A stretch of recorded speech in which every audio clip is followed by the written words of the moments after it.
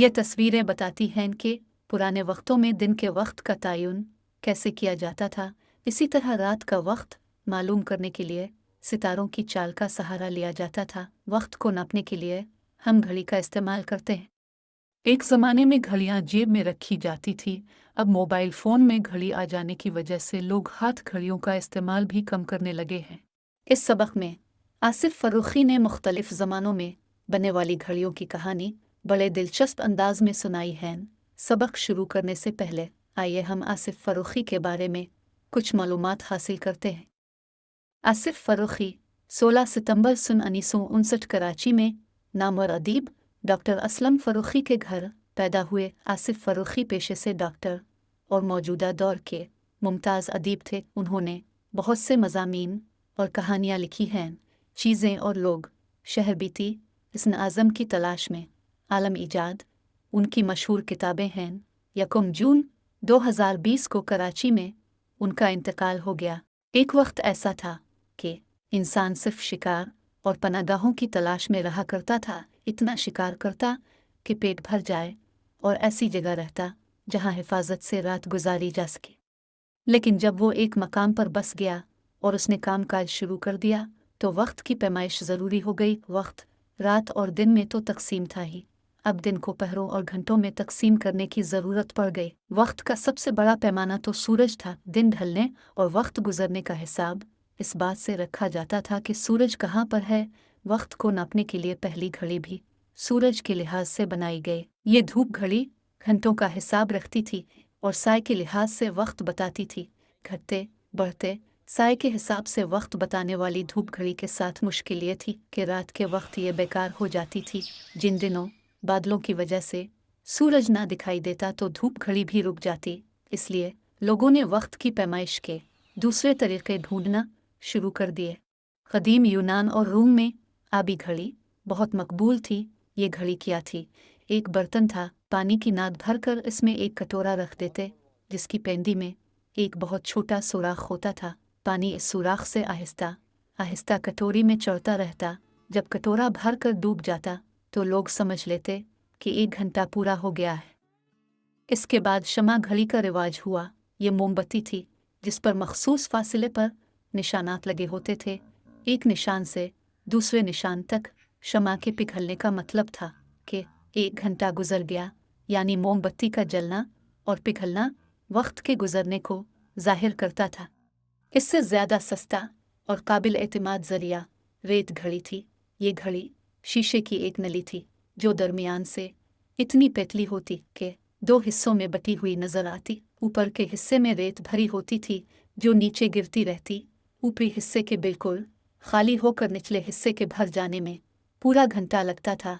जब घंटा पूरा हो जाता, ऊपर की तमाम रेत नीचे पहुंच जाती तो रेत घड़ी को उल्टा कर लिया जाता। रेत का गिरना दोबारा शुरू हो जाता।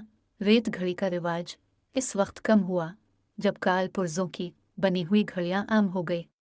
ऐसी घड़ियों के आम होने में बहुत वक्त लगा और एक अरसे तक उन्हें अजूबा समझा जाता रहा।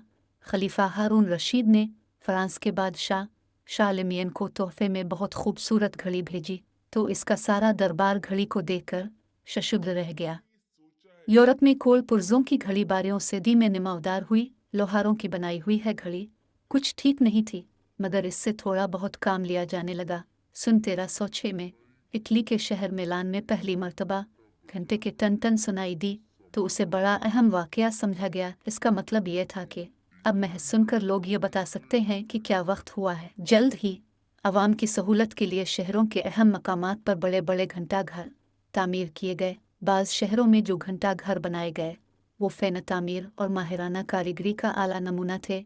हर घंटे पर सिपाहियों की कतार तारीख़ी हस्तियों की शबी निकल कर बताती कि घंटा पूरा हो गया है। लोग उन्हें देखते और वक्त का अंदाज़ा लगा लेते। लोग अब भी दूर दूर से आकर इन घंटा घरों को देखते हैं, ये मालूम करने के लिए नहीं कि अब क्या वक्त हुआ है, बल्कि एक गुजरे हुए ज़माने के आसार के तौर पर। लोहारों ने इब्तिदा में जो घड़ियाँ बनाई थीं वो बड़ी और भारी थी और पहियों के गिर्द घूमने वाले वज़न से चलती थी। इनको बेहतर बनाने के लिए काम होता रहा। भारी वज़न के लिए स्प्रिंग इस्तेमाल हुआ तो घड़ी का छोटा करना मुमकिन हो गया। पेंडुलम लगाए गए तो घड़ी की रफ्तार बेहतर हो गई।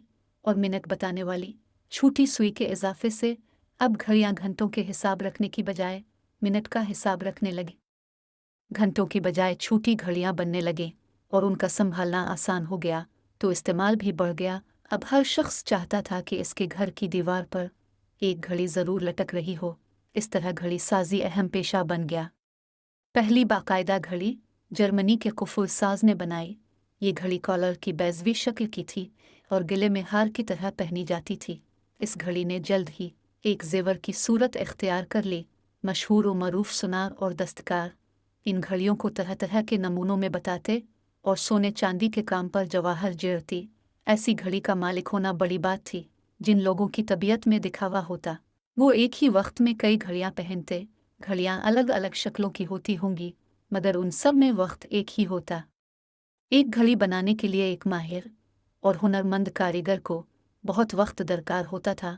सनती तरक्की की बदौलत ये मुमकिन हुआ कि इतनी कीमत की घड़ियां बनने लगी कि एक आम आदमी की दस्तरस में हो घड़ी जेवर की बजाय ज़रूरत की चीज़ बन गई। मगर फिर भी घड़ी बहुत कीमती समझी जाती थी। सोने की जंजीर से लटकी हुई डिबिया की तरह और चाबी से चलने वाली जेबी घड़ियां अब से थोड़े अरसे पहले तक आला लिबास का हिस्सा समझी जाती थी। अब घड़ियां जेबों से निकल कर कलाई पर आ गई है, यानी अब वक्त हमारे हाथों में है। वक्त किया हाथ आया, तरह तरह की घड़ियां सामने आ गई। बगैर चाबी के चलने वाली, अंधेरे में चमकने वाली, पानी से ख़राब ना होने वाली और चोट सहार जाने वाली घड़ियां अब आम हैं। आज घड़ियां देखने में सुल्क भी नज़र आती हैं और वक्त की पैमाइश में इतनी हिसास हैं कि सेकंड के हिस्से का भी हिसाब रखती हैं। धूप घड़ी से कलाई घड़ी तक आने में बहुत वक्त लगा है।